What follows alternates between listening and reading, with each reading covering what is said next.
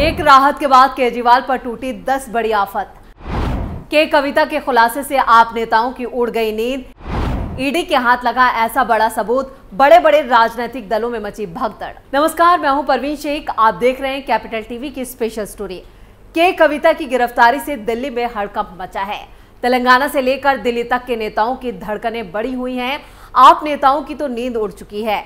अब ईडी के हाथ एक ऐसा सबूत लगा है जिससे आपके मुखिया की मुश्किलें बढ़ गई हैं। एक मामले में राहत मिली तो 10 आफतें केजरीवाल पर टूट पड़ी हैं। यानी शराब घोटाले में गिरफ्तारियों का सिलसिला बरकरार है।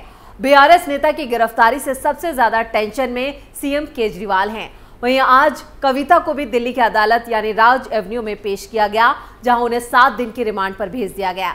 यानी अब के कविता 23 मार्च तक ईडी की हिरासत में रहेंगी। के कविता के खुलासे से हैरान रह गए ईडी अधिकारी। केजरीवाल को राहत मिलते ही टूट पड़ी दूसरी बड़ी आफत। क्या आप शराब घोटाले में केजरीवाल जाएंगे जेल? दिल्ली की एक अदालत ने शराब घोटाले से जुड़े मनी लॉन्ड्रिंग मामले में भारत राष्ट्र समिति यानी बीआरएस की नेता के कविता को 23 मार्च तक के लिए ईडी की हिरासत में भेज दिया। राज एवेन्यू कोर्ट ने केंद्रीय एजेंसी की याचिका पर शनिवार को यह आदेश सुनाया।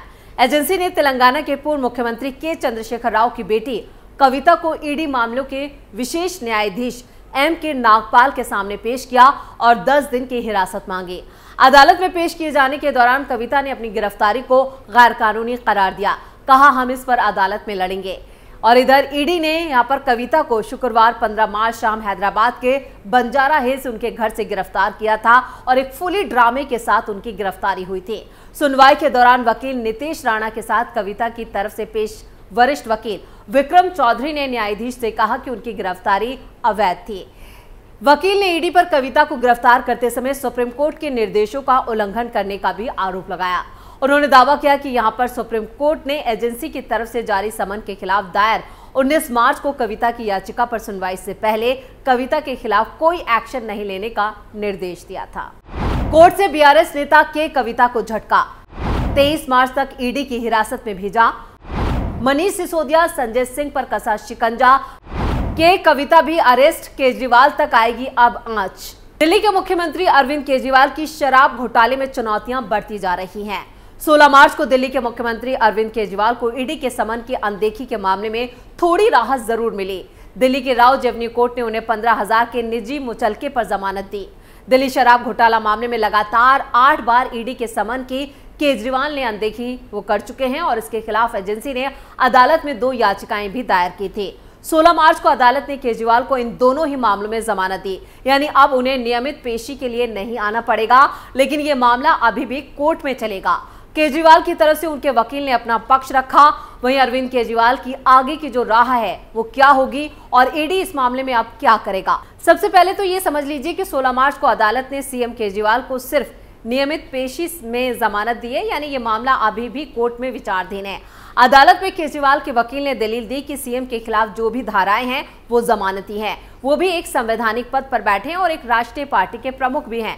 ऐसे में उनके पास कई जिम्मेदारियां हैं, लेकिन अदालत के आदेश का पालन करते हुए वो 16 मार्च को कोर्ट में पेश हुए। इसके बाद अदालत ने उनकी जमानत की अर्जी मंजूर कर ली और 15,000 के निजी मुचलके पर उन्हें जमानत दी गई। दिल्ली की राज एवेन्यू कोर्ट में ईडी की उन याचिकाओं पर सुनवाई की गई जो एजेंसी ने सीएम केजरीवाल के समन की अनदेखी करने पर दायर की थी। अदालत ने केजरीवाल को अदालत में पेश होने का समन जारी किया था। यानी केजरीवाल कोर्ट के समन का जवाब देने के लिए अदालत में पेश हुए थे और पीछे के दरवाजे से वो निकल भी गए, जहां उन्हें नियमित पेशी से राहत मिली। लेकिन शराब घोटाले मामले में वो अभी भी आरोपी हैं। वहीं ईडी के समन की अनदेखी को लेकर फिलहाल अगली सुनवाई 1 अप्रैल को होगी, जिसमें सीआरपीसी की धारा 207 जिसके तहत आरोपी को पुलिस रिपोर्ट और दूसरे दस्तावेजों के प्रति आपूर्ति के तहत यहां पर केजरीवाल की अर्जी पर सुनवाई करेगी। दिल्ली शराब घोटाला मामले में पूछताछ के लिए ईडी अब तक 8 बार केजरीवाल को समन भेज चुकी है। हर बार उन्होंने ईडी के समन को गैर संवैधानिक करार दिया और पेश नहीं हुए। ईडी ने इसके खिलाफ अदालत में 2 बार याचिकाएं भी दायर की। खास बात यह थी, जब यह मामला कोर्ट में था तब ईडी ने केजरीवाल को समन भेजा। वहीं 16 मार्च की सुनवाई में भी अदालत ने ईडी को समन ना भेजने जैसा कोई निर्देश नहीं दिया है। यानी अब ऐसा हो सकता है कि जांच एजेंसी सीएम केजरीवाल को आगे भी समन भेजेगी। लेकिन इस बीच कविता की गिरफ्तारी ने आप के संयोजक यानी सीएम केजरीवाल की चुनौतियों को बढ़ा दिया है। इस एक शराब घोटाले में अब कई लोग गिरफ्तार हो चुके हैं। मनीष सिसोदिया को सबसे पहले ईडी ने अरेस्ट किया था, इसके बाद संजय सिंह भी गिरफ्तार कर लिए गए। अब बड़े नेताओं में केसीआर की बेटी के कविता का नाम जुड़ चुका है। उन्हें तेलंगाना से गिरफ्तार किया गया और दिल्ली में ईडी की हिरासत में भेज दिया गया। कविता की गिरफ्तारी से संभावना है, पहले तो ये मानी जा रही थी कि केजरीवाल की तरह उनकी तरफ से भी ईडी के समन को नजरअंदाज किया जा रहा था। 2 बार उन्हें बुलाया गया था लेकिन वो नहीं गई। इसी वजह से सबूतों के आधार पर ईडी ने शुक्रवार को बड़ी कार्रवाई करते हुए के कविता को अरेस्ट कर लिया और उनसे आगे की पूछताछ की जा रही है। अब यहाँ पर कविता पर जो आरोप लगे हैं उनका सीधा जो कनेक्शन है वो दिल्ली के सीएम अरविंद केजरीवाल से फिट बैठता है। असल में पिछले साल फरवरी में सीबीआई ने अकाउंटेंट बुची बाबू गोरंग तला को गिरफ्तार किया था। वो के कविता का अकाउंट संभालते थे। सवाल जवाब के दौरान उसने दावा किया था कि के कविता दिल्ली के सीएम अरविंद केजरीवाल और पूर्व डिप्टी सीएम मनीष सिसोदिया के बीच राजनीतिक कनेक्शन था। कविता ने 19 और 20 मार्च 2021 को विजय नायर से भी मुलाकात की थी। विजय नायर को यहां पर शराब घोटाले में मास्टरमाइंड या कहीं ईडी और सीबीआई दोनों ने गिरफ्तार किया है और आरोप है कि 100 करोड़ की रिश्वत विजय नायर को ही दी गई थी। अब ईडी के पास एक तरफ चार्जशीट में तो कई तरह के दावे मौजूद हैं और इसके साथ साथ सीएम अरविंद केजरीवाल को लेकर कुछ ऐसे सवाल भी हैं जो उन्हें और ज्यादा इस मामले में फंसा सकते हैं। असल में सबसे जरूरी फैक्ट तो ये निकलकर सामने आया है कि विजय नायर अरविंद केजरीवाल का करीबी था। यहां तक कहा गया है कि केजरीवाल ने नायर को अपना आदमी बताया था।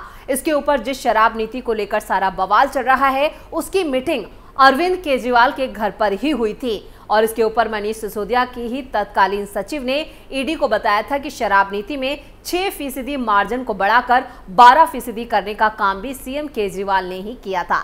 ऐसे में आरोप तो गंभीर हैं और उन आरोपों को साबित करने के लिए कुछ सबूत भी पेश किए गए हैं। अब केजरीवाल कैसे उनका सामना करते हैं इस पर ही आगे का एक्शन तय होने जा रहा है। वैसे सवाल तो ये भी उठता है कि क्या किसी राज्य के मुख्यमंत्री को यूं गिरफ्तार किया जा सकता है? आखिर इसके नियम क्या हैं? अब जानकारी के लिए आपको बता दें कि कोड ऑफ सिविल प्रोसीजर की धारा 135 साफ कहती है कि किसी भी केंद्रीय मंत्री, प्रधानमंत्री या फिर मुख्यमंत्री, लोकसभा, राज्यसभा के सदस्य को गिरफ्तार नहीं किया जा सकता है। लेकिन ये छूट सिर्फ सिविल मामलों तक सीमित रहती है। अगर कोई भी केस क्रिमिनल पाया जाएगा तो उस हालात में गिरफ्तारी भी की जाएगी और किसी तरह की छूट भी नहीं मिल पाएगी। इस बीच ये दावा किया जा रहा है कि कविता से पूछताछ में ऐसे खुलासे हो सकते हैं जो केजरीवाल को सीधे तिहाड़ तक पहुंचा सकते हैं। रिमांड कॉपी के मुताबिक ईडी ने कथित घोटाले के मास्टरमाइंड के तौर पर के कविता को बताया कि जिसने साउथ ग्रुप और आम आदमी पार्टी के बड़े नेताओं के साथ साजिश रची और किक बैक यानी रिश्वत के तौर पर 100 करोड़ रुपए दिए गए। और रिमांड में जो खुलासे किए गए हैं वो काफी चौंकाने वाले हैं। ईडी ने रिमांड पेपर में किए ये खुलासे।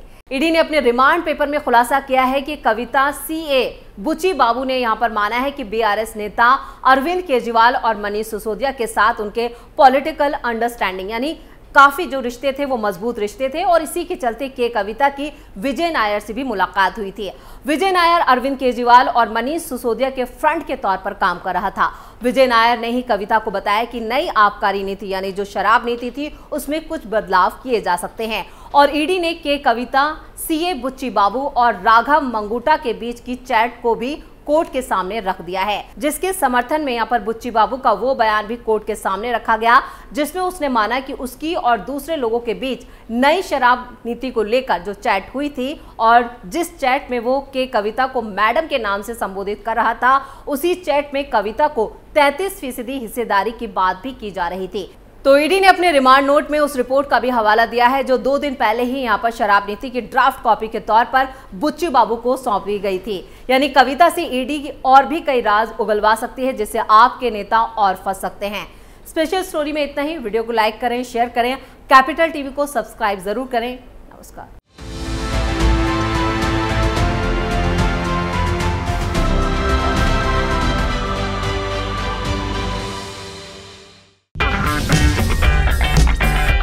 अगर आपको हमारा वीडियो पसंद आया हो तो इसे लाइक करें, हमारे चैनल को सब्सक्राइब करें और हाँ, बेल आइकन दबाना ना भूलें ताकि आप तक हमारे वीडियो की नोटिफिकेशन पहुंचती रहे। आप अपना सुझाव हमें कमेंट बॉक्स में दे सकते हैं। हमारे साथ जुड़ने के लिए शुक्रिया।